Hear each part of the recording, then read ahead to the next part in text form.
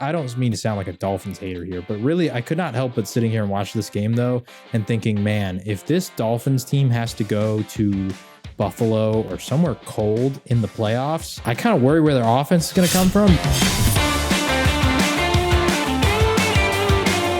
Alrighty, welcome back to Shut Up and Ball. I am Aaron Chow, accompanied by Mr. John Harris. Just realized I never really mentioned my last name, even though it's right out there. Nonetheless, we're back. This is something new, so if you're watching on YouTube right now, you'll see we're going to have our little names at the bottom. I'm going to add that because I don't think anybody knows our name that watches us. True. And that's one of those things that we're learning on the fly. Like, we should probably just make sure to, every time. So, convenient that I've actually mentioned my full name this time. Anyways, yeah, those are our names. Anyways, we're back, though. We're reacting to the week 3 games over the NFL weekend. Obviously, if you follow the podcast / YouTube, you know that we do our picks and such. And yeah, all I got to say is had a redemption week, and obviously we'll be going back and forth probably throughout the whole year like we always do. So nonetheless, going to start off with the Thursday nighter, and it wasn't as bad as I thought it was going to be, but it was still a interesting game to say the least. And obviously, in case you didn't know, that was the Cleveland Browns. They faced the Pittsburgh Steelers at Cleveland, and the Browns won that one 29-17. Was looking kind of scary there, especially for me, because I think I mentioned it to you, John, but I have this weird Steelers jinx. It happened last year. I wasn't a believer in them. They still somehow made the playoffs, and then it was a week 1. They shocked us too. Nonetheless, after a great first half, it seems like they kind of fizzled out. John, what were your thoughts on the Browns' victory over the Steelers on Thursday? It was a good one. I mean, the game was really kind of boring, especially in the second half. There was that crazy George Pickens catch, which I thought was cool, but I don't know. Outside of that, that was kind of, I think we were a little spoiled with the Thursday night games to start the year, because for week 1, we had the Rams and the Bills. Week 2, we get Chiefs, Chargers, like just heavy hitters going against each other. And then we get the Browns with Jacoby Brissett and then the Steelers. So, this game would have been more enticing if this was like Deshaun Watson versus Kenny Pickett or something like that. But obviously it wasn't. So good win for Cleveland. Kind of went as expected for Cleveland's side. Like, it was just going to be Nick Chubb, and he did his thing, and that's what I thought. I just expected Pittsburgh to keep it a little closer. They had their chances to backdoor cover near the end there. They were not able to pull it off. George Pickens tried a one-handed catch in the end zone that he didn't reel in, and they had to settle for a field goal, and all these different things happened in the end of that game. The Steelers, they had opportunities and they just couldn't take advantage of them. The Steelers, they can't throw the ball deep whatsoever. So yeah, I don't know, kind of a boring game. Yeah, can't throw the ball deep, Pittsburgh. I already mentioned I've a million times every time I talk Pittsburgh. I think they're probably going to be the worst, in my opinion, worst offensive line in the league. And no offense to those guys, just that's what it is. It is what it is. And yeah, I've seen on ESPN. I mean, the Bears are giving them a run for their money right now. So are the Raiders, but true. The Steelers are bad. Yeah, with the Steelers, I saw, and I know it's ESPN, and at this point they're kind of just full on clickbait. I saw just a clip of, I think it was Stephen A, because he's for some reason a Pittsburgh fan. Don't know why. He was railing on, they need to start Kenny Pickett. And listen, I understand. I think we all can agree Kenny Pickett's better than Mitch Trubisky at this point. But like I've mentioned before, and I'll say it again, there's no point of throwing Kenny Pickett out there. It's like John mentioned, this line is not good. They can't run the ball, as evident by Najee Harris. He has not been efficient all year, and that's not really a Najee Harris thing. That's just, once again, Pittsburgh not be able to open holes for him. And like you mentioned too, in the NFL, you need explosive plays, and if you can't hit the deep passes, especially with the weapons they have, you're not going to win many games, and you're not going to scare many defenses. And that was the case here, and it's going to continue to be the case. Yeah. But also, real quick on Kenny Pickett. I think other people aren't grasping too. Once you put him out there, you can't really go back. It doesn't look good. You can't just bench him later in the year when, and that's going to hurt his confidence. It's going to create a media storm. You can't do that. And so, even as of the next couple games, they have the Jets next week. That's fine. But then the Bills, the Buccaneers, the Dolphins, the Eagles. these are very good defensive lines against their offensive line that it's like, if you throw Kenny Pickett out there now, just be prepared that like those are the fronts that he's got to go against. Literally Bills, Bucks, Dolphins, Eagles, and Saints all in a row right after the Jets. Like that's kind of and even tough. the Jets, still a solid defensive line. You know, Quinn Williams, they've invested a lot there, so there's talent there too. So, nonetheless, in regards to this game, I wasn't shocked. I was shocked by the first half. Like I said, I was sweating bullets for a minute. I was like, gosh, Pittsburgh's going to do it to me again. They're out here moving the ball and looking good, and then they regressed to what we thought they were. They are who we thought they were. As regards to Steelers. So, unfortunately for you, John, they couldn't cover. And then, obviously, just a little quick note on Cleveland, like you mentioned, ran the ball. Nick Chubb, very efficient. And obviously with this Pittsburgh defense, no TJ Watt, that's obviously going to hurt them. And, because he's obviously their best playmaker, and then Minka would probably be second. So, not much further analysis there for me. Jacoby Brissett did solid. Amari Cooper did better than I thought he would too. So credit to him and Brissett. They seem to be clicking at least, which was an issue with the previous quarterback and their main. So they're figuring it out now.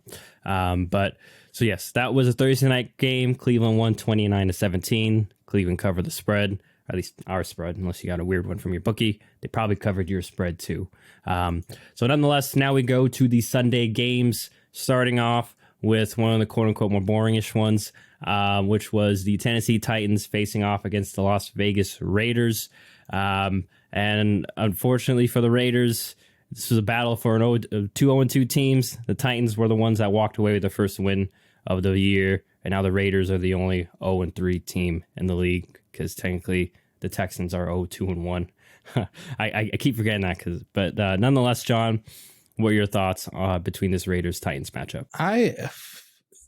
If you asked me if the Raiders would start at 0-3 compared to a litany of teams, I would have been shocked before the year. And it's kind of crazy because I do think the 0-3 is deceiving. Like, yes, they are 0-3, but they're not the worst team in the league, in my opinion. And all three of their games have come down to an opportunity in which the final drive, like, they could have won the game. So like I think it's like a combined 12 points they lost by over the three games. So I don't know. It's a tough hole to be in for the Raiders, but I've already started to see some people overreact, and I get it. 0-3, that's a tough hole, but a lot of people are already saying like the season's over. It's done. And I don't believe that. It's a new coach, new scheme. You got to understand that the like new wide receiver with Devontae Adams, yes, that him and Derek Carr played together in college, but that was a long time ago. And so I think that people are just kind of getting used to each other. I will say I'm concerned about the offensive line, but other than that, it was a good win for the Titans. Derrick Henry finally got involved again, but still just don't have a ton of faith in Tennessee, because outside of Henry, it just didn't feel like Robert Woods had a good game, but I don't know. It didn't feel like they had that many difference makers on either side of the ball outside of like Jeffrey Simmons and Henry, and those are the obvious ones. So I don't know. We'll see what happens with the Raiders. I think they're better than 0-3, and they'll bounce back a little bit here. But I do want to add that I thought it was funny that last year they won like 4 overtime games, and like games that were 1-score margins, they were like 7-1 last year. I feel like this is like the football gods saying, hey, we gave you every blessing in the book last year, so now to start the year, you're going to go 0-3 in 1-score games, and that's just how it's going to be. Yeah, I mean, if you're talking about the football gods, I guess, correcting last year, I mean, the Arizona game was prime evidence of that. I mean, they had that game under control, like you mentioned, and even had a chance to win it in overtime, and then just the unfortunate forced fumble on Hunter Renfrow was that happened. So yeah, Vegas a little unlucky here, and I am with you. I don't think 0-3 truly reflects that they're the worst team in the league. It's just a little bit of unfortunateness. I don't know, that's not a word, but. Yeah, I mean, Derek Carr, completely new system again. Like you mentioned, getting used to guys. Darren Waller really hasn't been the same, at least production-wise, but you can easily chalk that up to new offense. Also, he dropped that pass in the end zone that then got picked. Everybody's going to blame Carr for that. That is Waller's fault. And they only lost by 2, so that could have been a difference there. But yeah, and then obviously no Hunter Renfrow this game, which is going to be very key against the Titans team that obviously, as we saw, I mean, Devontae 5 for 36. Yes, he got a touchdown, but really limited. Same with Waller. I mean, Mac Hollins, of all people, had 8 receptions, 158, and a touchdown. So you think they probably would miss Hunter Renfrow in some situations. And then for Tennessee, like you mentioned, I think it's just first half they had a really good execution, and then kind of just hung on from there on out. Obviously, like you mentioned, Derrick Henry finally got going, so that was good to see. Tannehill, they basically got what their offense was a couple of years ago, the past few years, which is they get Derrick Henry going, and then they can get some play action, some big chunk plays from there, and beat you 24-22 and lean on their defense and Derrick Henry for the rest of the game, and Tannehill making a handful of plays if he needs to. So not like a crazy formula for the Titans, and hopefully for the Raiders, for our sake and for our resident Raiders fans, Mike's sake, they could get a win. I don't know who they play next week, but they can get a win on the column, so they can not be seen this way. Because some casuals, they're gonna be like, oh man, this team stinks. It's just no, they're just going through things, and like you mentioned, offensive line's an issue, and it's a big part of they're just having success on offense. So we'll see if they sort that out throughout the year. But nonetheless, good win for Tennessee, obviously, because they needed it to stay in the AFC South, and they're probably right back in the race. I think they're only a game probably behind Jacksonville, right? I think Jacksonville's in the lead, so there you go. Right back in the thick of things. Who would have thought? Yeah, right back in the thick of things. So there you go for the Tennessee Titans. Now we move to the premium AFC game of the weekend. We were talking a lot about this one in one of our chats earlier. It is the Miami Dolphins. They beat out the Buffalo Bills 21-19. It was hot. Guys are cramping. It was a wild ending after a pretty explosive first half scoring wise. Bills offense had the ball a lot this game, John, but they didn't pull out the victory. What were your thoughts on this one? Well, you got the game right. I want to hear your thoughts first on Miami. I usually go first, but you're the one who got this game right. Yeah, I thought the Bills would win though, but yeah, I mean, first half it was looking like Bills were moving the ball at will, and I was like, okay, this is the Josh Allen show. And I will say, for the Dolphins' sake, first half and throughout the whole game, Tua did a really good job, as he's kind of done all except for the Baltimore game. He took some shots. This game kind of went back to, okay, just get the ball to my guys. And the formula works for them, though, because they have these fast guys, Waddle, and obviously Tyreek Hill, and then even, Cedric Wilson, and these backs. Like, yes, even if they catch the 4-yard pass, most of the time they're going to make guys miss. And we'll see in the colder months, maybe when it's just, when the grass is taller and, things like that, and people are more worn down throughout the year. But I had a good mix of that, the Dolphins offense, and you're able to move the ball. And then, yeah, I think we just saw ultimately was Bill's offense is completely reliant on Josh Allen. Hey, he's an MVP type guy, so you can see why they do that. But I would like to see the Bills have a little bit more of a run game, or just a few more screens, just because I think we started seeing too Miami really, they kept the pressure on the whole game. That defense, constantly having 6-7 guys at the line of scrimmage and just throwing different looks, and it was an interesting chess match to watch, because there were times like the Isaiah McKenzie touchdown that Allen knew where to go with the ball, and then there are times like the last play of the game where they kind of got him and he didn't, and then the clock ran out. So yeah, I would like to see that. I just think it was a little unfortunate for the Bills. I'm not going to say I'm not going to make excuses for them, but this is a legitimate one. Is that guys were dropping like flies. I mean, we all saw Stephon Diggs, and he even said it in an interview today on the Lebertard show. Like, that was the hottest game he ever played. And we saw him. He was on a knee. He was trying to tough it out. They lost 2 linemen. One was out at halftime by then. Like, it was obviously Josh Allen. I mean, I just wanted people to look at that picture of him and Tua. Like, Josh Allen is drenched in sweat. And no offense to Tua, his defense did a job. And Tua's just chilling there. Like, you know what I mean? Like, it's obvious. Also, they ran a lot of offense. In that photo, they're taking Josh has his head resting on Tua's shoulder, and I think they're taking that as Josh is emotional. I think he was literally just so exhausted, and Tua's shorter than him, so to hear and also to rest, he just lowers his head onto his shoulder pad, and there you go. You're right next to his head.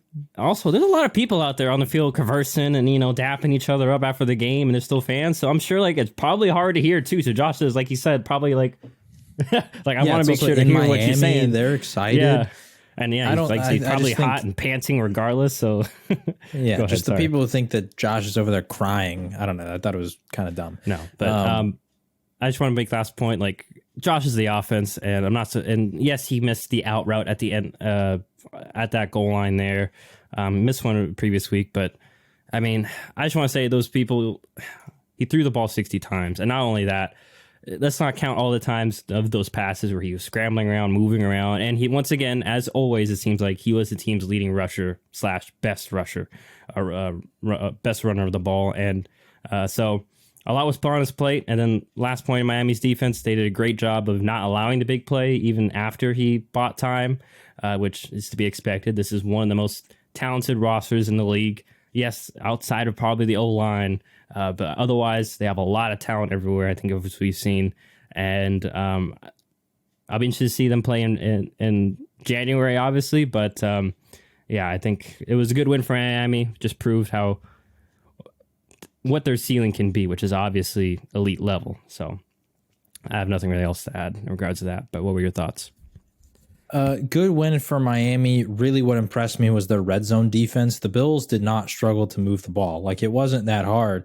But if you go back and you look at their drives, like first drive, they got a touchdown. Second drive was the fumble. And that's Miami's defense. It wasn't in the red zone, but it was still showing up big time and getting your offense the ball on the 6-yard line. But then the third drive, Bills 75 yards, touchdown. The fourth drive, they punted, but they still got 30 yards and a half. They got 45. They didn't score there, though. Then end of right after half, 87 yards for a field goal, and 60 yards missed field goal, and 73 yards downs. They moved the ball easily.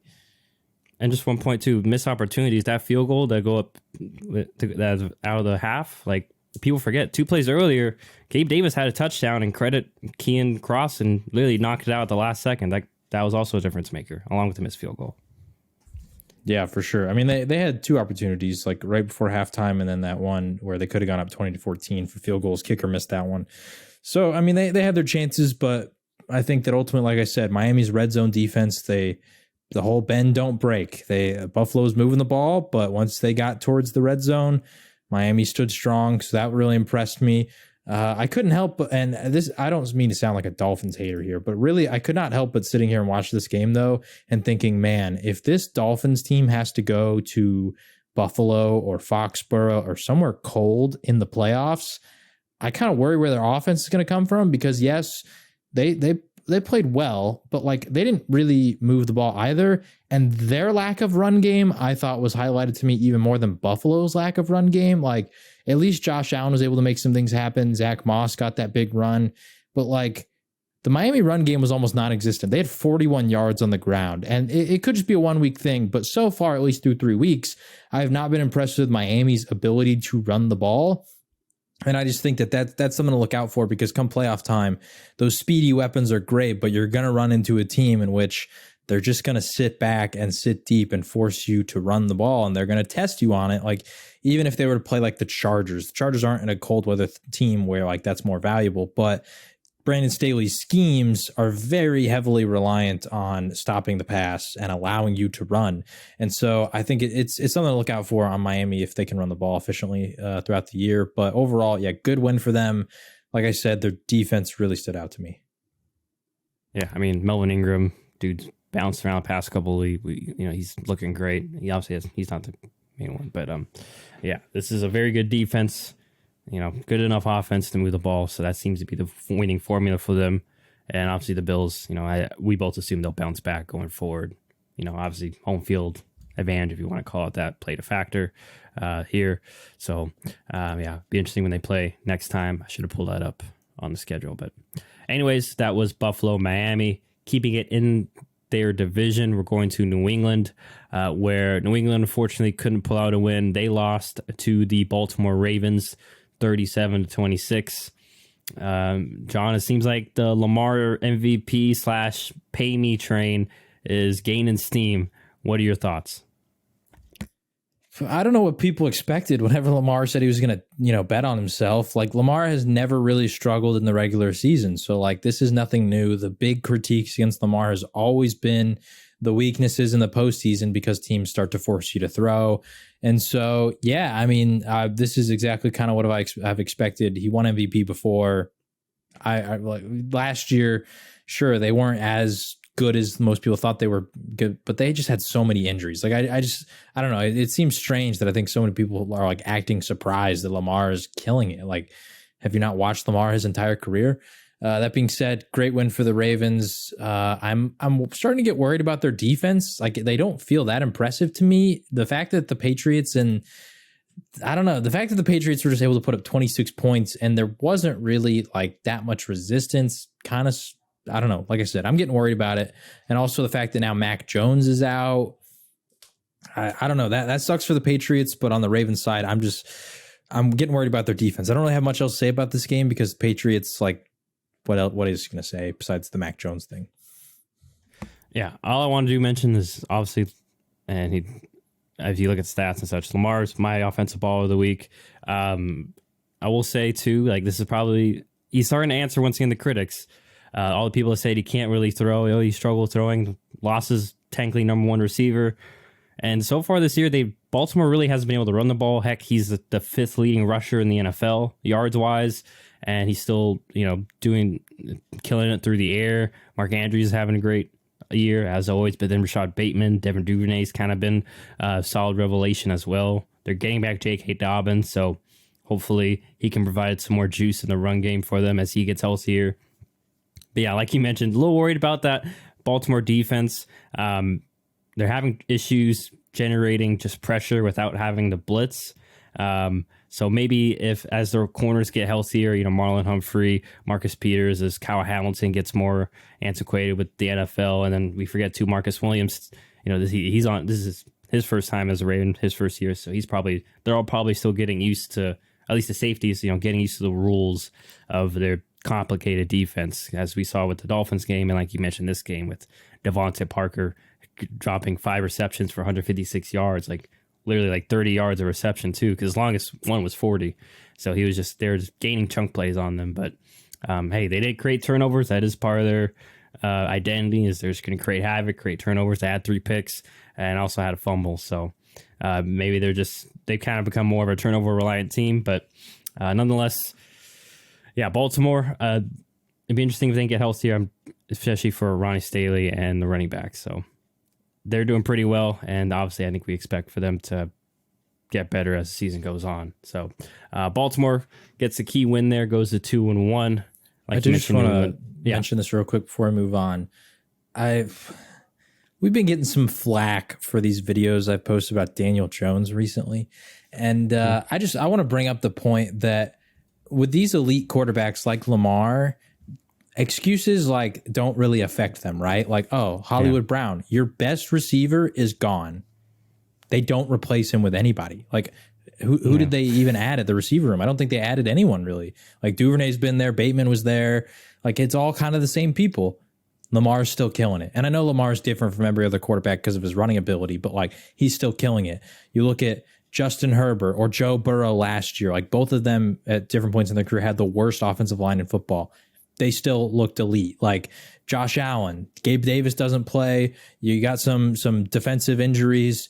He's still killing it. Like, we've seen it with Mahomes throughout the years. Like, oh no, Kelsey has COVID, or now Tyreek Hill's gone, or different stuff, still killing it. So like, I just wanted to bring up that point that like elite quarterbacks, whenever something changes that seems like, oh, that makes the surrounding team worse, that does not affect them. So for all the people who want to make all these excuses for any other quarterback, this even goes for like Dak Prescott and the Cowboys, because I don't think that he's like that top 5 level, that like whenever something changes, if you're truly the best of the best, you still win. Like, you still make things happen. Yeah, I agree. And yeah, obviously, I think one of the bigger points, like you mentioned, is like, yes, it's not always like because of the quarterback, but like you mentioned, those elite quarterbacks can cover up some holes or that others just can't. Anyways, that was Baltimore and New England. Now we move on to the Cincinnati Bengals, keeping it between those two divisions. Cincinnati Bengals, they finally get on the win column. Not much of a surprise here. They beat the New York Jets 27-12. Joe Burrow looked pretty good. They hit some big chunk plays. Basically just looked like the Bengals of last year, except for Jamar Chase. He kind of got, a little bit didn't have the greatest game, but the other guys did. Joe Burrow only got sacked twice, so much better than previous weeks. So, John, how did you feel about the Bengals getting back on track here? Yeah, kind of an uneventful game. Bengals took care of business, bounce back performance for them. Joe Burrow had a great week. T. Higgins had a good game. It's good to see because there were some injury concerns earlier in the season, and I think that he's, looked good so far despite that. For the Jets, I think we're starting to slowly see some of the younger guys taking over. Unfortunately, Garrett Wilson, I think he got that concussion. I don't think he went back in the game. He did. It was I think it was a chest injury, actually. Oh, chest injury. Okay. Anyway, I got scared, hurt at some point, but I think he's all right. I guess if he went back in the game. But I think Breece Hall, we're starting to see that he's getting a little more involved, getting more of the workload, starting to take over that backfield from Michael Carter. There's still sort of an even split, but all of a sudden I think this was the first week that he had the higher percentage of snap share. It was like 51-49, but first week that's happened. So for all my fellow Breece Hall fantasy owners, he's coming. He's arriving. So yeah, I don't know. It was a good game. Although the Jets did not win, like I said, there were some promising signs here. Sauce Gardner looked really good against Jamar Chase. Got to give a major shout out to him. And I just think, I don't know. This is a good bounce back game for the Bengals. This is one they needed. Still unimpressed with Joe Mixon. I don't know what's going on there. I didn't really pay attention much to this game. So if you actually know the answer to this, feel free to chime in. But one of my buddies texted me and said that Joe Mixon got benched at some point. I don't know if it was due to injury. I don't know what was going on, but at that point it was like somewhere in the third quarter, he had 12 for 24 and he did not get a carry for the rest of the game. So that's something to watch out for because Joe Mixon has not looked great through the beginning of this year. And I don't know if that's related to the offensive line, play calling. I have no clue. Apparently from Coach Zach Taylor he said his Nixon's ankle got nicked up or something, and I guess it was a later point in the game where they just said let's just hold him out, not worth risking it. So that makes sense. Probably nothing. Yeah, I mean that makes sense. So that's probably what it was. Also, obviously we mentioned before this line's still not resolved, still not fixed. There's still, this line may not be better than last year's, or maybe a little bit better. We obviously saw a little bit this week, but yeah, like you mentioned, John, it was kind of just status quo for the Bengals, kind of what we expected. And then also in terms of same thing for the Jets, Joe Flacco. Yeah, he was a darling last week. Cinderella turned back into a pumpkin. And welcome back, however old you are, Joe Flacco. As he didn't have a great day. Credit to Bengals defense. They just kind of they just didn't mess up things up. Basically, Cleveland just messed some coverages up and such, especially with the Corey Davis touchdown. Bengals didn't, and also, the Jets just never really got into a flow offensively. And then, it was to be expected. This Jets team, like we've mentioned before, they're still growing, they're still learning. They're probably not going to make the playoffs this year. It's just all about internal growth. Can they start seeing some pieces, get better? It's hard to evaluate Elijah Moore at this point, just because it's Joe Flacco out there.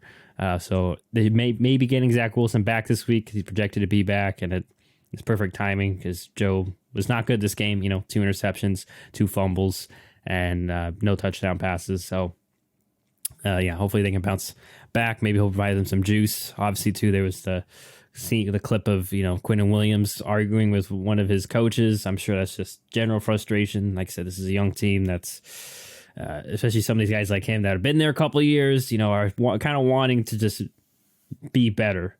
So I don't think that's that big of a deal. And I think we've all seen from his interviews and just general media appearances, Quentin Williams seems to be like a pretty nice guy. So I'm sure it was just casual football conversation. But so that is Bengals Jets. Not much to say there, as Bengals took care of business like we all, or most of us, expected. But now, talking about taking care of business, we go to one of the shockers of the weekend, and that is the Indianapolis Colts. They get their first win of the year. They beat the Kansas City Chiefs. Like I said, one of the shockers of the weekend. They beat them 20-17. Yeah, this is one of those I was shocked at. I looked at the end of the day. I thought it was the closest game. I wasn't really watching it, and then I went and rewatched it later. But John, what were your thoughts on this one? This game was, surprising. I don't think anybody saw this coming. If we had to do locks of the week last week, I would have probably picked the Chiefs because it felt pretty safe, and we both got it wrong. So at least that happened. But impressive win for the Colts. I think what really stood out was their defense stepped up, even in the absence of Shaq Leonard. Like, they looked impressive in this game. And although Matt Ryan and the offense didn't look that great, like even Jonathan Taylor, 21 carries for 71 yards, not super impressive, they got the job done. And with the style of football that they play, that's kind of what you want to see. Like, we're not asking for this offense to go out there and light up the world, because you're a run first team and you're a defensive team. And although none of it was really pretty, it worked. So good win for the Colts. This was a very needed win, because you start out 0-2-1. It might be time to panic a little bit over there in Indianapolis, because this was potentially a year where a lot of people felt, specifically in Indy, that they could be like a deep playoff contender. And so this was a get right game against a very good team. This is one that you can use to build confidence. So great win for the Colts. I'm not panicking if I'm the Chiefs. It's the NFL. The Buffalo Bills lost to the Jacksonville Jaguars last year. Like, it's just, that's football. It happens. So overall, like I said, good win for the Colts. Other than that, not much else to say, because it was kind of just an ugly defensive game. I will say Chiefs, just like you mentioned, they had a lot of mistakes. I mean, first, they forced the Colts on a 3-and-out, and they muff, and the punt gets muffed, and the Colts are 4 yards away from the touch. They score a touchdown 3 plays later. And then, they had a missed field goal too later in the game, which would have, been a tie later on. Poor Matt Amendola got cut from the practice squad. Yeah. Well, I mean, also which he was a fill-in for Butker, but at the same time, like, sucks that you go out after like missing a field goal and now you got to go find another team. Tough. Yeah. And then obviously Mahomes threw the pick at the end of the game, but had to force something since they were behind, or driving to tie the game. One slight concern with the Chiefs, at least the offenses, I think we're kind of starting to see that they're missing the explosiveness factor of a Tyreek Hill. I think you're still trying to find that. Marquez Valdez-Scantling really hasn't provided that. I would have said Sky Moore, but he fumbled last game, so he could be in the doghouse for a bit.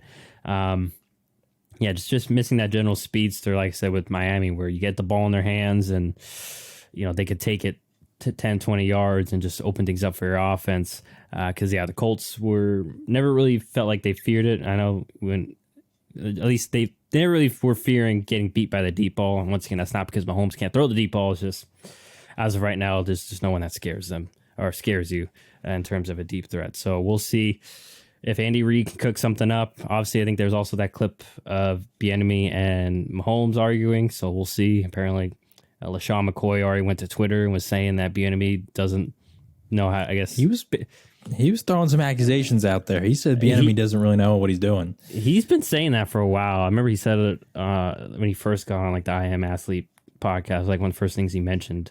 He's like, that's why. And once again, we don't know, so he might know more than we do. But it's just weird because he's only there a year. So I'm not. Anyways, so that could be an issue. Is just the chemistry between Mahomes and Bieniemy may be off. We'll see if they can figure that out in Kansas City. But like you mentioned, huge win for the Colts. Need to get back on the board, especially in that AFC South where Jacksonville's right now the front runner for now, which I don't think many of us expected. And then the Texans have just got their win. So important to stay relevant there, and they don't fall in that 0-2-1 hole. They are just 1-1-1, like we all expected out of the gates. So we'll see how these two teams move on going forward. Now we go to the NFC, where the Carolina Panthers talk about getting their first win too. Huge win for Matt Rule and the gang. I feel like he probably was feeling the heat from the hot seat because everyone has already put him on there. They get a big win over the Saints, 22-14. And new guy, Laviska Shenault, had a big play there. John, how do you feel about your boy Matt Rule getting a crucial win here? Good win. Not the prettiest of wins, but a good win nonetheless. I think the key here was Phil Snow and the defense. I mean, this is sort of what you expect out of most Matt Rule teams. This is what he changed Baylor into while he was there. They were always renowned as an offensive team, and he turned them into a defensive powerhouse in the Big 12, no less. So Yeah, I mean, the defense stepped up big time. They made plays. They forced fumbles. Kamara fumbled, and the Panthers defense recovered that one. They got Jameis to throw 2 interceptions. Like, the defense for the Panthers was really the big winner here. Also, Christian McCaffrey having a good game, 108 yards on the ground.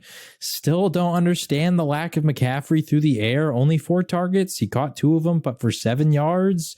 One of them was for an 8-yard catch. So the other one, he just lost a yard. Like, I'm kind of confused about that. But at least in this game, yeah, Ben McAdoo. Ben McAdoo is he's hurting my heart because I have McCaffrey in a fantasy league, and I have DJ Moore in multiple fantasy leagues. DJ Moore comes out of this with 1 catch for 2 yards. Like, this is getting bad. He had 6 targets, led the team, but I don't know. Him and Baker Mayfield just don't seem to have any chemistry. So I don't know. Like I said, good win, but it was all on the defense. And I've mentioned this in the past, but I haven't seen many reports that this was ever actually a thing, but I know it was a thing, is that the Panthers had a deal lined up to potentially get Matthew Stafford, and the owner nixed it at the last second. And you just got to wonder how much better this team would be if they had Matthew Stafford, because they have weapons. They have McCaffrey.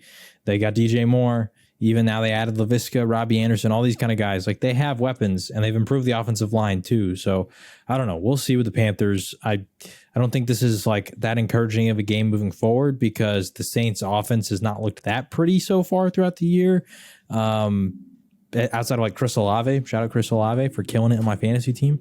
And Michael Thomas got hurt. That kind of sucks. But other than that, I don't know. We'll see with the Panthers, because it's starting to look like their defense is going to kind of have to carry them, because we just can't really rely on their offense to do much at all. Yeah, I mean, obviously Panthers, like I interjected, and I don't know if I should say the name I used, I think in the group chat for Ben McAdoo, but he's never really had great offensive schemes. It's 10 years late, man. So that probably doesn't help. Obviously, we know their old line's an issue, but hey, like you mentioned, they found a way to win.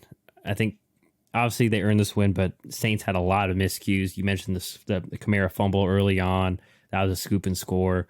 And then they had a blocked. The Saints got a field goal blocked, so that's 3 points off the table potentially. And then come out of the half, they have a solid drive, 7 minutes, go in field goal range, and they miss another field goal. So that's 6 points right there that maybe would have helped.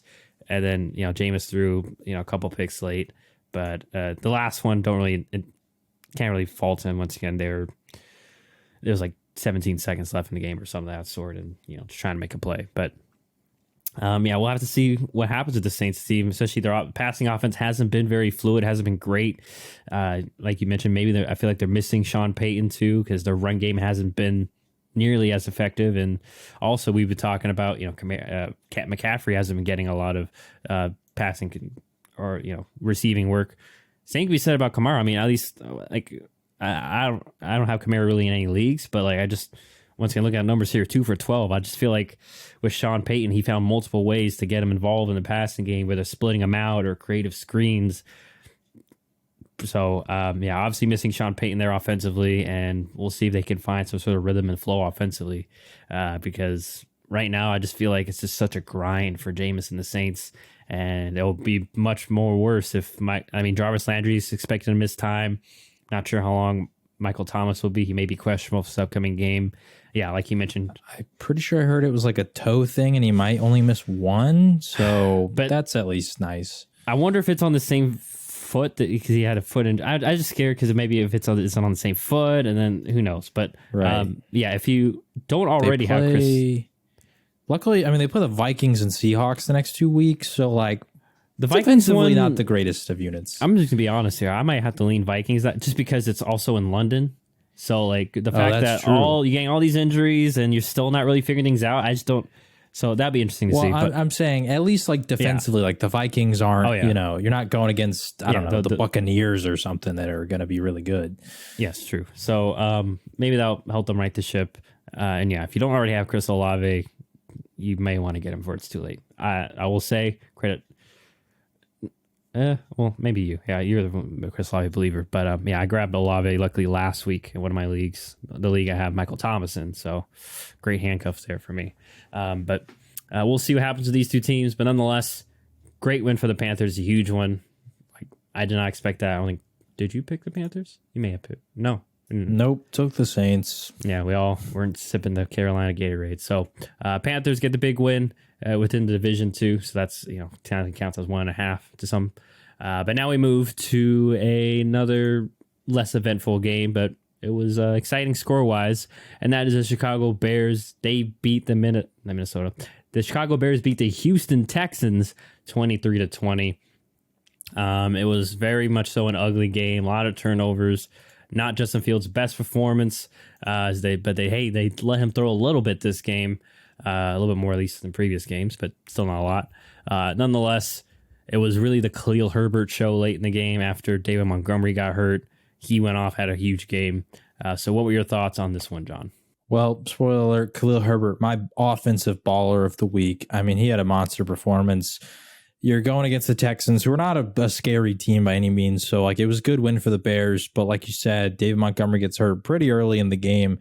And so the backup is called upon, and he was ready. He comes out 20 carries, 157 yards, 8 yards per carry, gets 2 touchdowns, also had 2 catches for 12 yards. So, I mean, the guy did his thing. He showed up big time. He was the reason they won this game because, unfortunately, Justin Fields and the passing attack still did not, really do much. Still only completed 8 passes, only 17 attempts. He threw 2 picks, and they were not very good passes either. He was trying to make plays down the field, and there was just not a play to be made. So, and they were also not very good throws. Yeah, I mean, good win for the Bears, but this is more. I think this is more so an indictment on the Texans being very bad, as opposed to, the Bears are good. The Bears are probably the most fraudulent 2-1 team in the NFL, up there with maybe the Giants. But if I had to take between them two, I'd probably pick the Giants to win, just because I'm not confident in the Bears offense pretty much whatsoever to move the ball through the air right now. So I don't know. Like I said, good win for the Bears, but it doesn't impress me that much. Yeah, just very sloppy. I mean, I know there's already some Justin Fields and naysayers out there. I know he didn't have his best game. What do you want him to do? They don't have anything. I know that, and I want to say they only let him throw 17 times. He hasn't really been able to let it go. And I don't care what sport you are, but it applies to basketball, applies to football especially too. When the rhythm and flow is a real thing, and momentum, and when he hasn't been throwing as much, especially in live games, what do you expect him to do? They finally gave him, it wasn't even that many, 17 attempts. And yes, he missed a few reads. It wasn't perfect. It wasn't great. What do you expect? The dude's barely thrown and doesn't have the greatest offensive system around him. We've already mentioned the line's not great. I mean, no offense to Darnell Mooney. He's a solid receiver, but he's not. I think we mentioned in the Bears preview before the season, Mooney's a really good number 2. He's not number 1. Cole Kmet really hasn't produced. So, all I can do really is throw my hands up. It's not fair to judge Justin Fields just yet. He needs, this offensive system needs to grow around him. He finally ran a little bit more. Had 8 carries, but still got sacked 5 times. So, hopefully the Bears can find ways to put pieces around him. Roquan Smith had a great game too. So we'll see if also they figure out that situation. That's another low-key thing, because as he plays better and better, he might be out the door. Then that's even less help for Justin Fields on the other side of the ball. So maybe just the Bears can't develop quarterbacks, and that may be a real thing as we're seeing going down the line. They can't not only develop, but support quarterbacks. That may be a thing. So we'll see what happens there. But big win for the Bears, and for the Texans, still searching for their first win. They're technically 0-2-1, so they're not technically, I guess, winless. I don't know. That's weird. They are technically winless, but they're not technically the worst team. So that little stinker is out of the way. Now we go to your division, John, where the Philadelphia Eagles, they went to Washington and they took care of business 24-8. The Carson Wentz revenge game was not going to happen. They were all over him. He had turnovers. I forget, he got sacked a whole bunch of times. I'm pulling up the number. He got sacked 9 times. I wanted to be correct. I wanted to say 9, but I wanted to double check in case I was over and I was reading that wrong. But no, sacked 9 times, lost a fumble, never really seemed to find a rhythm. And on the other side, this team looked well. But any thoughts in regards to these 2 division foes for you? Washington, their defense is not good. It's not good. They're giving up a lot of explosive plays. If we look at the longs, Devonta Smith had that 45-yard catch that was on the 1-yard line where he caught it. A.J. Brown had a 38-yard reception. Grant Calcaterra, 40-yard catch, his only catch of the game. Never even heard of him. One target, but it went for 40. And so, I mean, only catch of his career, by the way. First catch of his career. Only catch of his career. Shout out to Grant. Good job, 40-yarder. It's a good one to start on. Yeah, they're making explosive plays, and this has been consistent against Washington so far through 3 weeks. The Lions did it.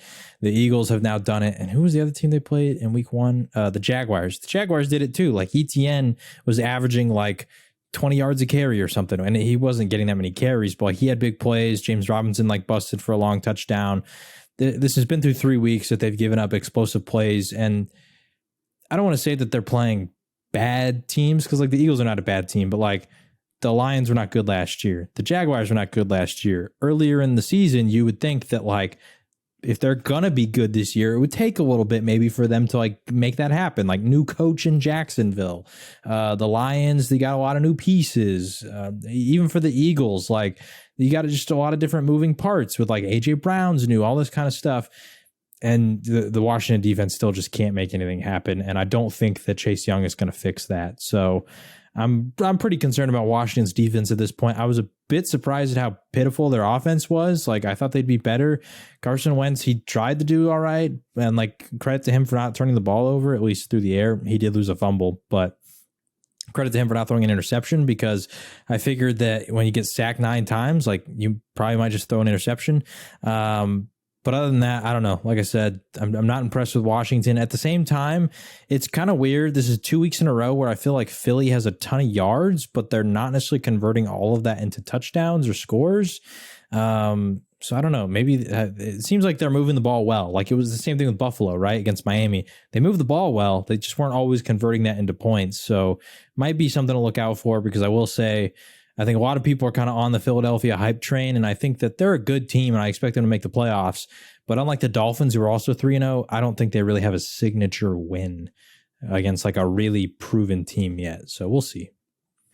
Yeah, I think it'd be interesting to see, like I said, when they play a better team, because it seems like a lot of it is, at least the first few games, is they jump out to a really good first half, and then, second half is just like we saw with the Minnesota game. They did all their scoring the first half.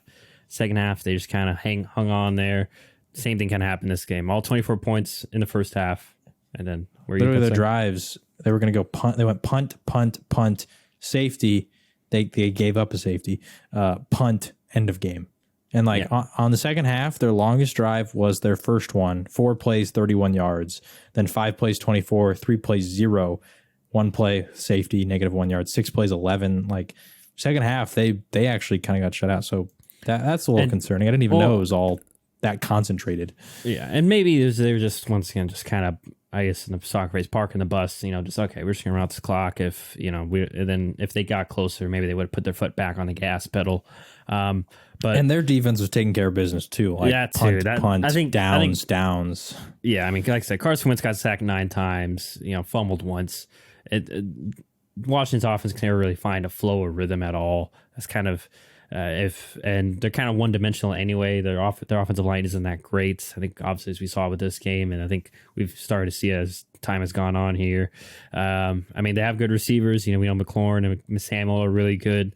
Jahan Dotson kind of came back to earth on this one, but once again, can't really blame him because this quarterback was getting sacked and under duress all game. So Wentz definitely missed some opportunities there to hit him, which once again, not really Carson's fault. Just you don't have the horses. But yeah, this Philly defense looking for real. Brandon Graham, I want to shout him out real quick. He's not a baller or anything, but he coming off I think he had an ACL or Achilles. I forget. He had a lower body injury last year that took him out the whole year. He's older, but come back. He's been a big piece of that front 7 basically. And yeah, as for right now, Philly keeps rolling. I think they're like the 3rd best fantasy defense too, just for a fantasy nugget. So if they're available actually in like most of my leagues. I went ahead and put a waiver in for them in some of them. So I think to have a pretty easy schedule this upcoming week. But nonetheless, they took care of business. They moved to 3-0. Them and Miami, the only 2 3-0 teams in the left right now in the league. The 2 Alabama boys, and for Washington, they fall to 1-2. Maybe the balls, they're starting to lose a little momentum after that big opening week game that they won against Jacksonville. So we'll see what happens there. with your division mates. But now we move on to my division, which was a little more cut and dry here. It was the Minnesota Vikings beating the Detroit Lions 28-24. Kirk Cousins made up in a way for Monday night. Had some big drives late in the game. They scored 14 points in the fourth quarter to come back and beat the Lions. What were your thoughts on this one, John? Lions are looking good. Like I saw some stat that I mean, I know they lost, but I saw this thing that was like, ever since Dan Campbell's taken over, before that, like the 7 games before Dan Campbell took over for the Lions, they, against the Vikings, the like average margin of victory for Minnesota was like 14 points. So like they were crushing them. Ever since Dan Campbell's taken over, they've beat the Vikings once, which they did not do in the previous 7 times. And in the 2 losses, they were both like within a touchdown. So just a little bit of a shift. They're not there yet. But that's a change. That's new. That shows improvement. So good for the Lions. It sucks that DeAndre Swift got hurt, and I already heard Dan Campbell say that they might rest him for 2 weeks. And I'm all on board for teams resting players for short periods of time. We saw with Justin Herbert. We haven't got to that game yet, but he didn't need to be out there playing, because although like he didn't look that like bad or anything, there's no point in risking a player who's dealing with an injury and potentially re-aggravating anything. So if they rest Swift, Jamal Williams looked good in his absence last game, so I'd be fine with it. And the same thing goes for Dalvin Cook. Like he was potentially messing some stuff up, I think, in his shoulder. I've heard that he's probably going to play next week with like a brace on, but that's something to monitor. Alexander Madison, if you're playing fantasy, maybe go pick him up, because Dalvin Cook could miss some time if that gets. I think it was the same shoulder too that he already injured. What were you going to say? Oh, I would say if you are a Dalvin Cook owner, you should already have Alexander Madison. Yeah, you already should. But if for some reason, like my league, the guy who drafted him dropped him, here you go. Here's your time. I already got the waiver claim submitted. Other than that, yeah, I don't know. It was a good performance. I think it was a good bounce back game for Adam Thielen. He had not looked that great on the year so far, so this was a good game. Got in the end zone. But shout out to Jeff Okudah. Kind of flying under the radar for a lot of people, because I think he just plays in Detroit, and if you're not on offense there, or Aiden Hutchinson, I guess people don't really care about you. But he's had a really solid start to the year. I already made that little TikTok about it, but I mean, he locked up Devonta Smith, held him for 0 catches in week 1. And then week 2, he had a great performance against Terry McLaurin. It was like 3 for 24. And then in this game, he held Justin Jefferson to 2 for 12, I think it was. And so, or it was 3 for 14. Jeff Okudah is starting to show up in a pretty major way, which is kind of shocking, because last year he did not look very good. And this year he's starting to look like the lockdown corner that I expected him to be out of the draft. I will say a little grain of salt. I mean, he did have, Justin Jefferson admitted to was getting a lot of doubles and triples. So he was getting help, but that's what you got to do against Minnesota. As I think that's what teams have adjusted already, as they already saw week 1. Even the best corners need help against guys like Justin Jefferson. True. But, anyways, like you mentioned, I mean, for the Minnesota, it's good that they finally got a bounce back win, especially in a game where, like you mentioned, Jefferson wasn't really a factor. They took him away, and Dalvin Cook went out. I feel like in previous years that was definitely a recipe for Minnesota just kind of falling apart, because after that it's just really Adam Thielen. But like you mentioned, Thielen played well, but then KJ Osborne really stepped up as the third receiver, and even Madison, when he had to come in and spell Dalvin Cook, was still effective as a runner, as he always is. Also, Minnesota front 4, shout out. They get any sacks, but didn't make life easy on Jared Goff in that run game. Although, once again, like we mentioned, Jared Goff, also kind of came back to earth. Had an interception here as well, and didn't have at least the best game. Granted, Amon St. Brown, I think he was out for a moment. I think was he hurt, or did he come back in? I'm not sure, but obviously missing some pieces. Jared Goff, also, as John mentioned, DeAndre Swift left this game and was already coming into this game with an injury as well. So that was probably contributing factors there. But nonetheless, I mean, like we mentioned, for Detroit, they're still in a rebuilding phase, so it's just good to see them in competitive games. And as this roster gets better over time, and same with especially the players, but they add more pieces too as time goes on. I'm sure they'll close out games like this, or at least have a better chance to. So, Grad, I would like to see the Vikings or the Lions pull off the upset, but I mean, whatever, the Vikings get the win. They stay 2-0 at home, and the Lions lose their first road game of the year. But now we go to the aforementioned game that you mentioned, which is the Chargers. They lost to the Jacksonville Jaguars 38-10. Jaguars 38, Chargers 10. It's technically at home for the Chargers, quote unquote. They really don't have home field advantage though. But yeah, quite a shocking blowout and result. You already kind of alluded to, you felt that maybe Herbert shouldn't have played at all, I'm guessing. I just think with a quarterback of his caliber and the expectations this team has, I don't think it's because the Jacksonville Jaguars, like before the week, were supposed to be viewed as a pushover. But if you got your franchise quarterback, if you can rest him for 1 week and secure like his actual long-term health for the rest of the season, I think that is completely worth it. Yeah, I will say I'm surprised, especially since this game got out of hand by the fourth quarter. It was 31-10 going into the fourth quarter, that he wasn't pulled. I know, like, typically you want to keep your starter out there to give game momentum, but like you mentioned, I think the health was more important here. So I'm surprised he wasn't rested at that Brandon point. Staley, did you see his answer for that question? I did not. They asked him, why didn't you pull Herbert? And he said, well, he told me he wanted to be out there with the guys. And they asked Herbert about it, and he was like, I didn't want to quit on my team. Okay, fine. I'm the coach. You're not quitting. I'm pulling you. Like, you're not playing in a blowout in which you're dealing with an injury. It's just not happening. Yeah. Like, that was such, like, imagine Herbert gets hurt worse and actually has to miss significant time then because he wanted to be with the guys. Like, the game is over. Value long-term security of your franchise quarterback. He is what makes this team go. If he gets hurt, your season's done. Like, if he's fine, if anybody else gets hurt, you're still okay as long as like other people can pick up the slack. If he's gone, you're done. You're not making the playoffs. Not in that division. And now with Chase Daniel. But yeah, just early miscues once again. It had an early interception. Maybe Herbert may not be Herbert, that we know and love. He had a early interception, led to a field goal, and then he also fumbled. If I remember correctly, I think that was a strip sack, or sacked and fumbled. So really can't put that all on Herbert, and that set up a touchdown for the Jaguars. And really from there on, like, I think this Jaguars defense is slowly coming together, not slowly, but coming together. And we're starting to see the offense operate really well too. James Robinson had a very efficient day, 17 carries, 100 yards, had a 50-yarder. Seeing if you take that away, 16 for 50, still pretty solid. It's, a little bit over 3 yards. And then Zay Jones seems to have a career revival. He had a really good game, and Christian Kirk's proven to live up to at least live up to the money that he was given. Nonetheless, though, just to sum it up there, it just seems like Jacksonville, we're starting to see, I feel like I said this last week, but I'll say it again. We're starting to see the culmination of what good coaching is.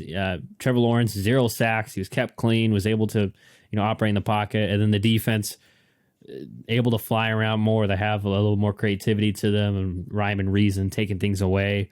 My guy, Devin Lloyd, he's my defensive ball of the week. He already has 2 interceptions on the year. Got a second one this week, and has been killing it there. Him and Oluokun been a great linebacker duo, probably rising up there as one of the better linebacker duos in the league. And I mean, like I've mentioned, I feel like we mentioned every time the picks one. Like, this Jaguars team's got a lot of talent. Pick inside the top 10 for years. At some point, it's got to come together. We saw it back with Blake Bortles and Jalen Ramsey and that defense. That defense was loaded. I think we're starting to see it here with all the pieces they have. We know that this Josh Allen, defensive end Josh Allen, really good. Trayvon Walker's been producing, and they have a bunch of other guys too that are starting to kind of find their roles and fill in, like Andre Sisco, and then my guy Tyson Campbell has been really good for them as well. So Jacksonville, who would have thunk it? But right now in the driver's seat of the AFC South, while the Chargers hopefully get Keenan Allen back next week, and hopefully for Herbert, he didn't get worse, and hopefully he can just keep getting healthier and better as the season goes on here in terms of those ribs. So that was Jaguars-Chargers. Like I mentioned, Jaguars pulled that one out. Now we go to the LA Rams. They took care of their business against the Arizona Cardinals, 20-12. Although it was an 8-point game, even watching it then and watching it back, I don't know how you felt, but you can answer this. I never felt that this game was really in doubt once the Rams went up. Was it like 13-0 or something of that sort? Or once it was 13-6, I just didn't feel confident that the Cardinals would come back. I didn't feel that confident. I feel like there was a point where I'm trying to pull up the score. I mean, when they went up 13-6, yeah, but like even then they were up 13-0 and then Arizona kind of started to rally. They got 2 field goals at the half, and I felt like if they could have scored a touchdown in either of those drives, that could have really swung momentum maybe going into half. So I wasn't ever like worried about the Rams. Like it's weird because I picked the Cardinals to cover, but then just the way that a lot of their first drives went, literally punt, punt, punt, punt, field goal, field goal. So like I said, 4 straight punts. If you then answer with like a field goal touchdown, 2 touchdowns, okay, now we're cooking. We're starting to get things going. You're figuring things out on offense. And they were moving the ball after that, but then the game just really slowed down in the second half. Like, and that's not even on the Rams. It wasn't like they were just bleeding clock. Like that's on the Cardinals. Their first drive out of the half took 8 minutes and they only got a field goal. Like that's just, Cliff has to be better. I mean, I know that you don't have DeAndre Hopkins, but like Marquise Hollywood Brown and our resident Cardinals fan, Kyle Wells, he brought this up. Marquise Hollywood Brown, a deep threat, a speedster, renowned for his vertical and deep abilities. This guy, and he had a good game. He averaged 10 yards a catch. For a guy of his renown, he should be averaging double that. Like 14 receptions, great. 140 yards, great. But then when you realize like, wait, this is Marquise Brown. This isn't Keenan Allen. Like this is a guy who like can take the top off the defense, and his longest play was only 20 yards. So I don't know what's going on with the Cardinals, and I don't think once again that DeAndre Hopkins is going to fix everything. The run game has not looked good so far. It has not been efficient. That's sort of my biggest critique about James Conner, and why I was kind of a little bit upset when they let Chase Edmonds leave, because it always felt like Chase Edmonds could balance out for that because he was their explosive run guy. I don't think they have that guy anymore. Benjamin and Darrell Williams are both good, but I don't feel like either of them have that sort of great like combo of being good in the receiving game, but also like having the speed to make plays in the running game. I don't think that either of them are as good as Chase Edmonds in that regard. So I think they're kind of missing him in that aspect, but also, like I said, I don't know. Cliff, he's got to be better, because when you're down and I don't know, you're down 13-6 coming out of half, you get the ball back, like you can go out and answer here, and you take 8 minutes to get a field goal, and then the Rams come and they just punch you in the mouth with a touchdown. Like it's not good enough. It's just not good enough. Yeah.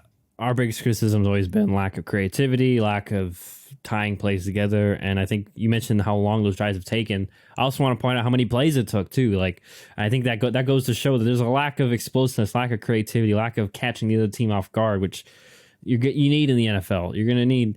And yeah, you mentioned, I mean, that field goal drive, 16 plays, 58, just for 58 yards. Just by the way, too, that wasn't even the worst drive. Like in the second quarter, they had a 19-play, 9.5 minute drive. Like they were just bleeding. Yards. Yeah, 65 yards, also for a field goal. Bleeding clock, and you're only coming out with field goals. Like if you were winning that game and you're bleeding clock, that's excellent. Not when you're playing from behind, and not when you need touchdowns. And then also, this lack of creativity goes to show, like you're alluding to, is the lack of red zone just efficiency. You want to go in the red zone. They always say, it's always a cliche, when you go in the red zone, you want to score 6 points, not 3. They scored multiple field goals, like we mentioned. A touchdown would have helped at any point, but they couldn't find the way to get in the end zone. Like you mentioned, John, lack of run game is hurting them, and just lack of creativity in the passing game. There's just no fluidity to this offense. It's just really just based on, all right, Kyler, can you make a couple of throws, or can you make a play with your legs and run around for 84 yards and run? Other than that, there's no creativity, and we're starting to see it. And it's unfortunate too, because Arizona's defense, who I was worried about, has been really good so far. I mean, especially the last 2 games, this game, they kept them in this game. They did everything they could, like you mentioned. Outside that really one. They had the Rams had the early touchdown. They're down 13-0, but then the defense held strong, let them get back in, get 3 field goals back in, and then they had another touchdown, but they still did their job. So, and then also there was before that last field goal, they also had the 12 play 49 yards that ended in a loss of downs there. So, and they also had a timeout on the fourth. Just Yeah, just a mess. I feel like we're in. I forgot the phrase, but we're just repeating ourselves every week with the Cardinals, and it's just going to be the case. We mentioned it in our group chat with our resident Cardinals fan. Interested to see like when will the hot seat start? When will the seats start getting hot for Cliff Kingsbury? Because I feel like it's got to at some point. You extended Kyler. I don't think Kyler's the issue. So it's just weird because of the timing. Because they just gave an extension this offseason. Do they let him go after that? That's always not always the best look. But oftentimes these owners and GMs care about that stuff. So that is Rams Cardinals. Rams take care of business there. Now we move on to keeping it in the division, and that is the Seahawks. They hosted the Atlanta Falcons. Atlanta finally, after a couple of close games and close couple of weeks, they finally get their win, 27-23. What were your thoughts on this one? I mean, not the most impressive of teams, but a good win for Atlanta nonetheless. Like, Kyle Pitts finally got involved and you win a game. So Arthur Smith, thank you, but you can suck it when you're talking about winning football. So yeah, I mean, like I said, not the most impressive of wins, not the most impressive of games, because I think that Seattle, because they got a primetime game week 1 and then proceeded to win that game against one of the most hyped up offseason teams, are kind of running off those fumes still, that people think they're a good team. They're not. Like, they have a lot of issues. Geno Smith, he's a great backup quarterback. I wouldn't say great. He's a good backup quarterback, and he's doing his job so far. Like, you can't really ask him to do that much better. 325 yards, 2 touchdowns. He threw a pick here, but that's a solid game for Geno Smith right there. Especially since you didn't have the greatest of run games. They got 100 yards on the ground as a team, but they didn't have any game-breaking running plays. I don't know. Like I said, I think Seattle is probably still going to be one of the worst teams in the league, and I think it was a good win for Atlanta, but I wouldn't take too much away from this. Yeah, I'm not going to add anything much else. I want to say Cordell Patterson had a really good game on the ground. He's proven to be that. He's finally found a role as a running back, it seems like. And then Rashad Penny, they finally kind of a little bit went back to old school Pete Carroll. They started running the ball, but obviously they were behind for most of this game, so I understand why they went past happy. But yeah, I mean, same old Seattle, same simplistic offense, and we're seeing that due to lack of talent, they're not getting away with it, and obviously lack of talent at the quarterback position. So yeah, Falcons get their first win. I got a question for you real quick. Yeah, go ahead. This isn't related to this game. It's about Cordell Patterson, though. And before you answer, I'm going to read off some stuff about him. The question is, do you think Cordell Patterson is a Hall of Famer? That sounds ridiculous at first, but here's the stuff. Cordell Patterson has the most kickoff return touchdowns in the NFL. He's tied with Leon Washington and Josh Cribbs, and I would not be shocked if at some point he steals that record with 9. I mean, Cordell Patterson, he's 31, but he's still returning kickoffs. He's still doing it at a high level. So he could have the most there. Okay. He also is tied for the longest NFL play at 109 yards. He's a Super Bowl champion. He is which team did he win the Super Bowl with? I guess with the Patriots. He was on that probably. Patriots team. Yeah, he was on that Patriots team that won the Super Bowl. So he's got a championship. He wasn't a big impact player, but he got a championship. He's a 4-time All-Pro, first team All-Pro as a returner. 3-time second team All-Pro as a returner, 4-time Pro Bowler, and he has led the NFL in kickoff return yards twice. He was on the 2010s All-Decade team, and all of a sudden now too, he's sort of found a role as a running back. He might get 1,000 rushing yards this year. That's a very realistic possibility. Do you think that Cordell Patterson has a shot to be a Hall of Famer? Because I don't think Devin Hester got first ballot, but he should have been. And Cordell Patterson's kind of in that category of return men. Anyway, just a question. As of right now, even if he gets 1,000 yards, personally, I'm going to say no. But I don't know. I just feel like, and I already felt this way before you asked this question. I feel like we're letting in a lot of people into the Hall of Fame. Some of these people, I'm not sure if they're really Hall of Famers. So I'm going to say no, just because oftentimes, Devin Hester just was up for eligibility this year. Are we really? No offense to Cordell, he's had a great career and obviously a better career than both of us here would ever have. But like especially when you get up to eligibility, like what is it usually? I forget the exact time. It's like 5 or 6. It's a couple of years. There's some time after your career where it's not like the NBA where it's like 3-4 years later. There's some time. Like Devin Hester, like we said, Devin Hester just became eligible and he didn't even make first ballot. Unfortunately, I think Cordarrelle is going to be, I want to say forgotten, but overlooked when that time comes. I personally would say yes, just based off the return stuff, because I think he statistically is one of the best returners of all time. But I would say, yeah, I wouldn't be shocked if like he doesn't get in because of it's not voter fatigue, but like people, like you said, he's not iconic. Like Devin Hester is kind of iconic. Like he is, when you think about returns, you think about Devin Hester. That's kind of what it's become associated with. And I don't think that Cordell Patterson's necessarily going to have that sort of impact. Although, like I said, if based on the way that the NFL Hall of Fame works as of right now, I think at least on his return man resume and even potentially what he does this year as a running back, just all the stuff combined, I think that he could have a case for it. Anyway, just wanted to ask that. Yeah, that's an interesting one. But yeah, so we'll see. I guess we'll have to wait and see a decade from now if he's even eligible for that. But now we move to the last afternoon game, last but not least, although there wasn't a lot of fireworks, but I think none of us were surprised, at least those that know. And between the Battle of the Bays, though, it was the Green Bay Packers, my Green Bay Packers, that came out on top 14-12. I guess as a Packer fan, I'll go first real quick. I mean, the game was what I was kind of expected. You know, Rodgers, both guys really kind of dinking and dunking. Luckily, the Packers, kind of like the formula last year, had a really good first half. Seemed like we had a good plan of attack. Honestly, should have kind of closed the door in this game sooner. We were in the red zone again, about to score another touchdown to make it 21 points.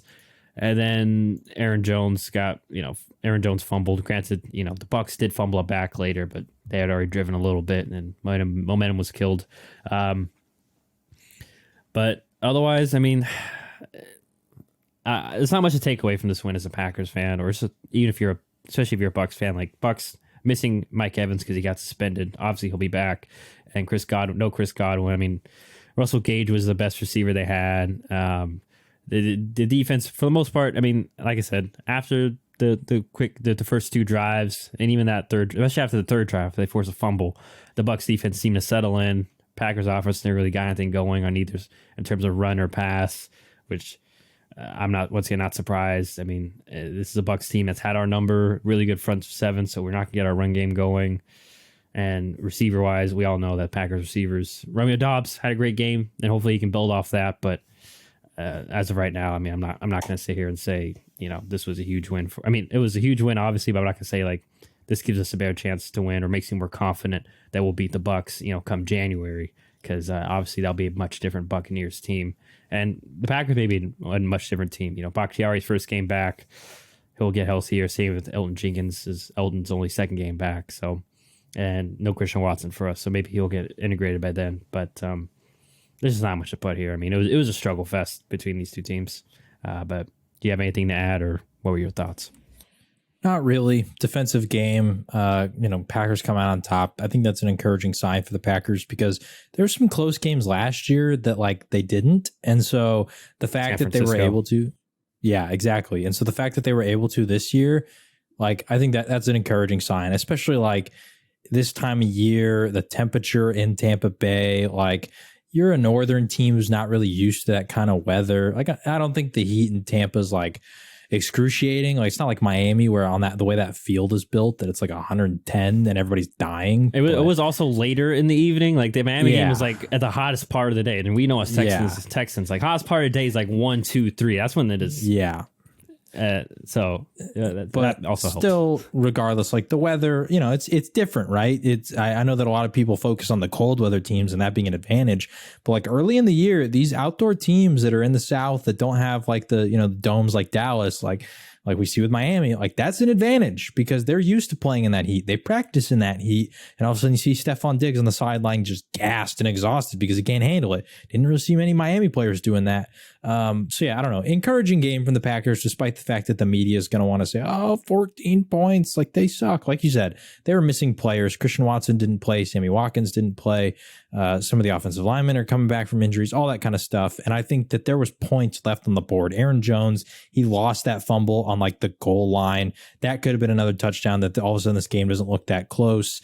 Like, there was plays to be made the Packers, I think, normally would be making that they didn't make in this one. So I think it was a good win for the Packers. For Tampa, I'm also not going to panic if anyone is. They don't have Mike Evans. He's suspended. Julio Jones doesn't play. I mean, they just everybody still hurt. Yeah, Godwin's still hurt. Like, everybody on that offense is just dealing with injuries, and Leonard Fournette just didn't really get to have that great of an impact because the Packers defense, I think that's sort of an underrated part too here, is everybody's going to focus on the missing players for Tampa, but the Packers defense each week has gotten better and better.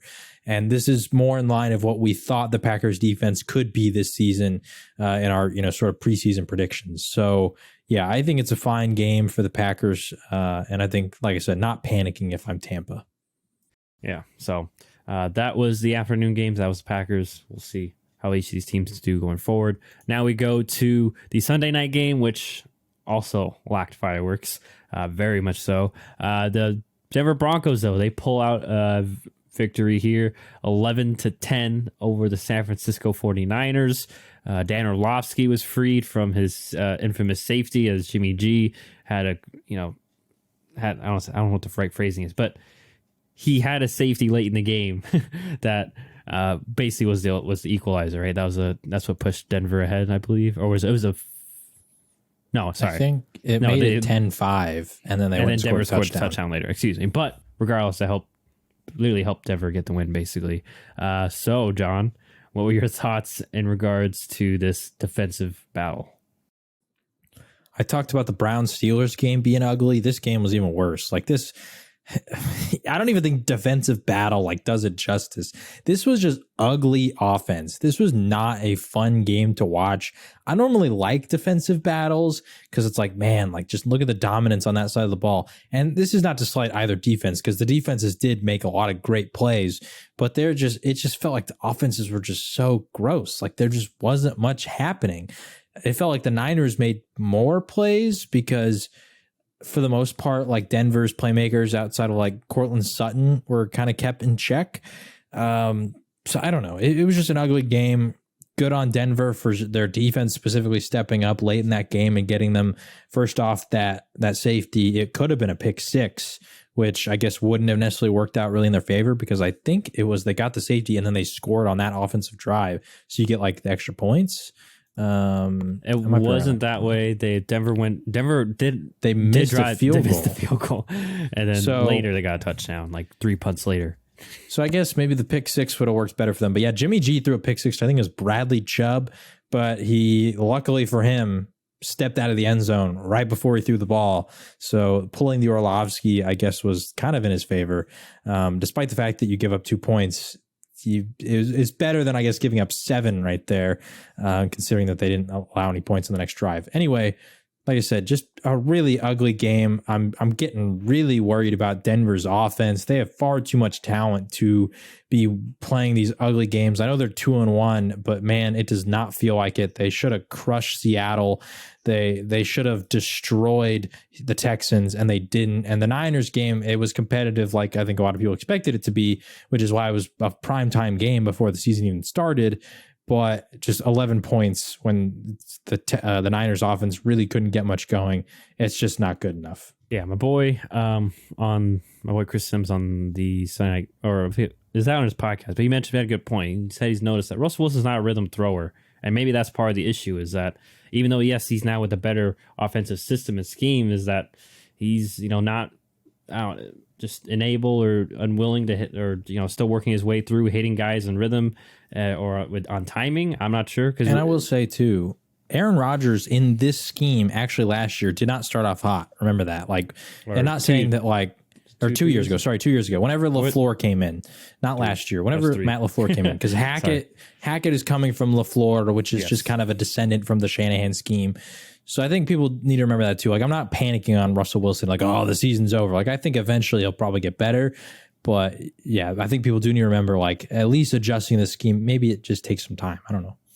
Yeah, we'll see. I will say, just give the ball to Javonte Williams. I mean, I know Melvin Gordon vultured that touchdown, but Javonte's been the better runner. I mean, yeah, still keep Melvin involved. I'm not saying, but this should be more skewed towards Javonte Williams if he's just the better back right now in every form and fashion, more explosive, more powerful. I mean, Melvin fumbled it twice, and luckily his team got it both times, so I didn't go to the other team. And then on the flip side for San Fran, that also turned out to be the difference is they had 3 turnovers. So whenever they did get going, they would, even that last drive excluded, but that was last drive too, though. They didn't even have a chance because they got a big play-ish, and then Jeff Wilson got stripped. So, life will be interesting going forward for San Fran. They also lost left tackle. Why am I blanking on? Left Trent tackle? Williams? Trent. I know. I want to say Terrence, but that is not right. Terrence Williams was it's just the Cowboy jersey. Trent Williams, probably one of the best left tackles, if not the best left tackle, at least out for a month. So that could be huge, as if this team's already... This always seems like every year, though, that San Francisco already getting hit by the injury bug as we are early in the season. So nonetheless, a big win by Denver. Not many expected that. They held serve at home, and it's not pretty, but they're 2-1. So like John mentioned, maybe this offense will start finding its way as the season goes on. But last but not least, we go to the Monday night game, and that is John's Cowboys. They pull out on top, beating the Giants in their whiteout game 23-16. The floor is yours, my friend. What were your thoughts? Well, they did what they needed to do. I don't think it was a pretty game. I was texting some of my buddies throughout the whole game that if the Cowboys keep committing these penalties all year, I might have to stop watching, because it is the most frustrating thing. Like, it truly is, because you do so many things right, and then you commit a stupid penalty and it saves the Giants' drive, and they go down and they get some points off that. And then you're in the red zone and you're about to get a touchdown, and the refs miss a holding call on the defense. And so I just basically what I'm saying is the penalties and the missed penalties from the refs could have had this game go completely one-sided in the Cowboys' direction. So I'm glad they still won, because if they didn't, the amount of times that I would have had to sit there and watch as Noah Brown was held twice, once before halftime and then once near the end of the game when they were trying to go down and ice it, would have been absurd, because the fact that the refs missed both of those was kind of crazy. Anyway, they still won, so it doesn't matter. Removed turf. Sterling Shepard got hurt jogging. Like, if you watch the replay, he's jogging, removed turf. There's no reason the NFL needs to have this. There's no reason these teams need to have this. Kind of absurd. I just want to, and I don't want to seem like the conspiracist. Nonetheless, it's mainly these owners. I mean, let's be honest. It's these owners. They want to use the stadiums. They want to. I want to have a concert here too, though. And have concerts and all these other events and make more money. And I just think people need to realize that, like, these owners are a little greedy. Let's be honest. Like, come on. Like, okay. Like, do you really need the extra $1 billion? Like, do you need? I don't think so. I think you already got $1 billion in the bank. I think you're fine. But yeah, someone needs to get on these owners, because I'm just saying, Green Bay, we don't have an owner. All grass. I will say Arizona, they even have an owner, but they have a stadium too. But they find a way. They actually grow the grass out, like, right out the stadium, and they bring it in for the games. And yeah. So there's no excuse. Raiders do that too. I didn't know that, but they have a newer one. I did a report back in college. They literally roll the thing out into the parking lot, and they just let it sit there. Just unacceptable from the fact that these NFL owners have turf, especially the Giants. Like, this is multiple times the last couple of years this has happened. I can't remember. There was some injury that happened last year, and I want to say that it happened to Odell too while he was there. No, because he was in Cleveland. But I think maybe it was when he was playing against the Giants. I don't know. It might have not been Odell, but there's just too many times that there's been injuries because of the turf due to MetLife having this issue. So that's a thing. But otherwise, I don't know. I mean, Giants offense, like, outside of that one big Saquon Barkley run, I didn't think they moved the ball very well. Like, was weird because you would watch their offensive drives and they always started off pretty decently. Like it always felt like, okay, they're getting a couple first downs and then get to midfield and stall out completely. And I think you just got to give credit to the Cowboys defense there, but also, Daniel Jones just would leave some throws on the table. He missed a couple opportunities. Saquon, I think he dropped the pass, but I think there was a penalty on that play. But I mean, so there was just some plays that the Giants could have made there that they didn't end up making. And same goes for the Cowboys. CD dropped that pass, and that was pretty shocking. Kind of annoying that he was smiling after it too, because CD has had a drop issue since coming into the NFL, and that's a big play to be made. We'll say maybe just like a bit of a embarrassment trigger. Someone that whenever I would mess up, I would end up smiling, and then sometimes it would confuse my coach. I'd be like, no, I just don't know how else to react, especially when you're on live TV. So maybe that's it. I'm just saying, as someone else, I hope so. But yeah, that was. I remember it's seeing just that. Tough because his personality is yeah, let's have fun, and so when you see him smiling after that, I can't tell if that's him just I dropped it, dang it, guys. Except for when was that the draft night, right? When it was the homegirl tried to except for when she's taking his phone, and he did not have the smiling face that night. He did not let that happen. But yeah, I will say I like that you kind of mentioned before. You've been kind of wanting Dallas to be more patient with the run. They got some 2 tight end sets. Just once again, I think did you mention it for Dallas too? Where you're like, why can't we be this creative when our starters in? Why are we doing all? Or is it another game? But that's what felt like what happened. I can't remember what game it was that made me say that, but I was talking about somebody else and how probably Joe Flacco. I think it was Joe Flacco, and how I was saying why can't they have this same kind of play calling and all this kind of stuff when Zach Wilson's there? And then I said the same thing for the Cowboys. Everybody's freaking out saying, oh, there's a quarterback controversy because Cooper Rush is winning games. First off, stop that. That's the dumbest thing I've ever heard. Yes, he's winning games, but to act like Dak doesn't crush the Giants every time he's ever played them is the dumbest thing I've ever heard. But yeah, why does Tony Pollard all of a sudden get 13 carries and he gets 105 yards on the ground when Dak's not playing? Why don't we do that when Dak is playing? 30 times we ran the ball and 31 times we passed.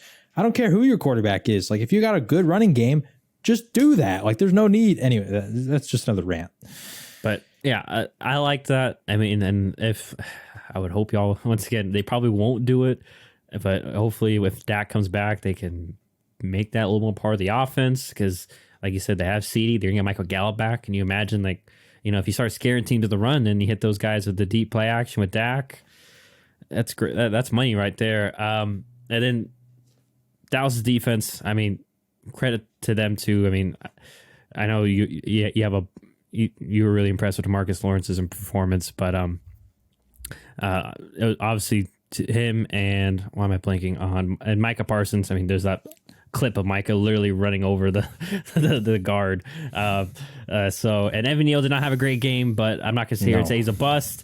DeMarcus Lawrence is a very experienced guy, and I think Evans just needs to clean up some things. I think at times he was relying on the fact that maybe he might be able to lean on DeMarcus or just kind of lean on him, and DeMarcus put some moves on him basically.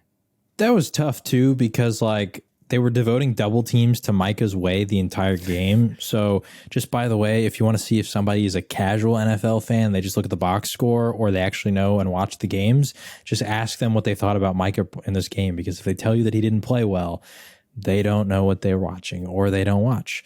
Because Micah he had a lot of pressures. He had some QB hurries. He had some QB hits. Yeah. I think he had a tackle for loss as well. So Micah had a good game. But yeah, shout out to DeMarcus Lawrence, my defensive baller of the week. Kind of impossible to not put him on here when he's on my team.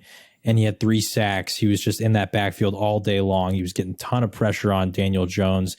And like you said, it was a tough game for Evan Neal because you're going against DeMarcus Lawrence, who's a veteran. He's been in the league a long time. Although he doesn't have usually the sack numbers most years, he still gets a ton of pressures and is typically top 5 in the league in pass rush win rate. And so this is just one of those games where he turned those into sacks because all the double teams were going Micah's way. So yeah, I agree with Evan Neal. Not time to say he's a bust, because for anyone who does want to say that too, just remember what everybody said about Penei Sewell at the beginning of last year. And now, at least as of right now, he is the highest graded right tackle in the entire NFL. Yeah, it's going to take time, especially with the way college offenses are. It's a lot of spread. So they come to the NFL, they have to learn, some new concepts, and they're going up against some really freaky pass rushers as opposed to, maybe going up against one or two really good pass rushers. And then no offense to Bowling Green, but then you play Bowling Green like twice a year. Or not, I know you don't play the same team, but Bowling Green and then like Tulane. No offense to Tulane either. But anyways, last point too. I will say I like how the Giants are just saying F it. Like, Daniel Jones, you got great legs. Let's just use it. Let's just use those legs. Keep the ball sometimes, and some quarterback keepers. At least finding ways to maximize what they can at Daniel Jones. And obviously, we'll see what happens with the wide receiver thing. I won't be surprised if Kenny Gallay's gone. I think that's already the rumor. They tried to give him a chance this game. I don't know if this is officially confirmed. I heard that the Giants are willing to eat a significant portion of his salary to trade him away. And I think it was funny too, because I don't know if you ever see it, but sometimes, like, I don't know if you're Instagram or just general social media, and sometimes you see a post from like 4 days ago and it just makes you laugh because it's not relevant now. But I saw a post like, I think yesterday, it was like, Galladay turns in his best day of practice and such. And then I was like, oh, well, he did not turn that in. That did not translate to Monday night, unfortunately. So nonetheless, yeah, it sucks that Sterling Shepard went out though, because really, like, maybe they free Kadarius Toney finally, but he seems to be in some sort of doghouse. Darius Slayton, is he still even on the team? I remember he had a moment there where he was looking good, but who knows? But yeah, the Giants, it seems like this is the way they're going to try to play. Just play some ugly games and try to win that way. And we'll see down the line when they play, more elite teams if they can do that. But for now, they are no longer undefeated. Dallas gets a big win. Now both Dallas and Giants one game behind the Philadelphia Eagles in that NFC East playoff race. So we got to see how that wraps up. But speaking of wrapping up, that's week 3. That's it. It's in the books. Those are our reactions. Once again, if you want to see more of us, we're on YouTube. We're on that race, or not race, but we're on the push for 1,000 subscribers. I know we're getting pretty close to 600 right now. So once again, that's Shut Up and Ball there. You'll like, comment, subscribe our posts there, please. We're also on all podcast streaming platforms, Apple, Spotify, etc., even iHeartRadio. And then also our main source of social media is Instagram. That's at Shut Up and Ball Pod there. John mentioned our TikTok earlier if you want to see some of the clips that we're making there, and that's at Shut Up and Ball. Same with our Twitter. And we'll be back later, probably tomorrow, later this week, with our week 4 picks against the spread. And other than that, thank you for watching /listen, or however you enjoyed it. We'll see you later.